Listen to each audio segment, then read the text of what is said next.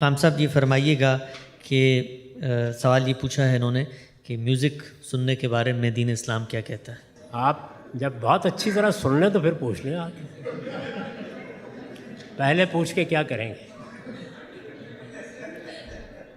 میرے بھائی، تمام فنون لطیفہ، وہ موسیقی ہو، شاعری ہو، تصویر کشی ہو، سب بالکل جائز، اللہ کی نعمتیں ہیں۔ اللہ تعالیٰ نے ان کو زینت کہا ہے اور ان کے بارے میں فرمایا ہے کہ ان میں سے ہر چیز میں نے پیدا ہی ایمان والوں کے لیے کی۔ تو اس لیے یہ بات تو ٹھیک نہیں ہے کہ یہ کوئی ناجائز چیز ہے۔ البتہ چونکہ ان چیزوں کا استعمال بہت غلط ہو جاتا ہے، شاعری کا بھی ہو جاتا ہے، ادب کا بھی ہو جاتا ہے، موسیقی کا بھی ہو جاتا ہے، تو یہ بتایا گیا ہے کہ ان کا استعمال اگر غلط ہو تو اس سے بچیں۔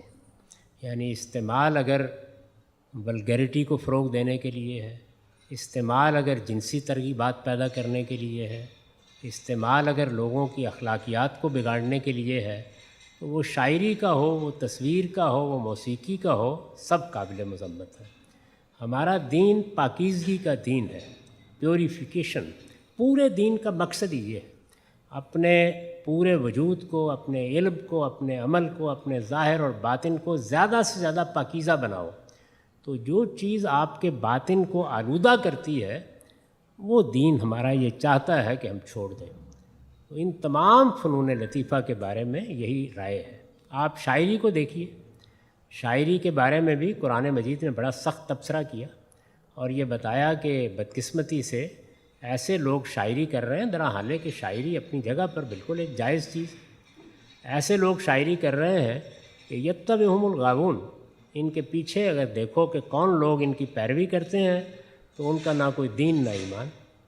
یقولون ما لا تفعلون، شعر کہیں گے تو معلوم ہوگا کہ رستم و سہراب ہے، اور ویسے چھپکلی کو دیکھ کے چیخ نکل رہی ہوگی۔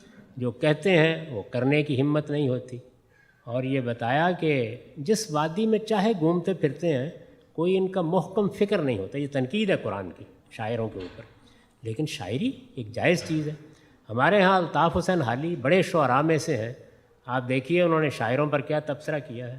وہ کہتے ہیں کہ گناہ گار وہاں، یعنی قیامت میں گناہ گار وہاں چھوٹ جائیں گے سارے، جہنم کو بھر دیں گے شاعر ہمارے۔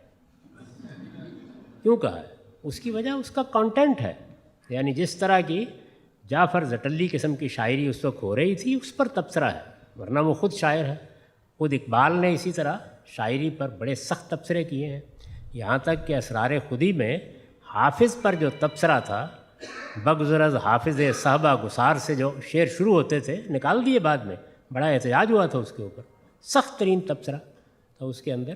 تو یہ کانٹینٹ پر تبصرہ ہے، وہ رسول اللہ نے بھی کیا، اور ہر صاحب علم یہ کہے گا کہ فنون لطیفہ میں چونکہ بڑی کشش ہے، آدمی اس کی طرف لپکتا ہے، یہ بہت سی چیزوں کا کیریئر بن جاتے ہیں، تو اس لیے غلط چیزوں کا کیریئر نہیں بننے دینا چاہیے ان کو۔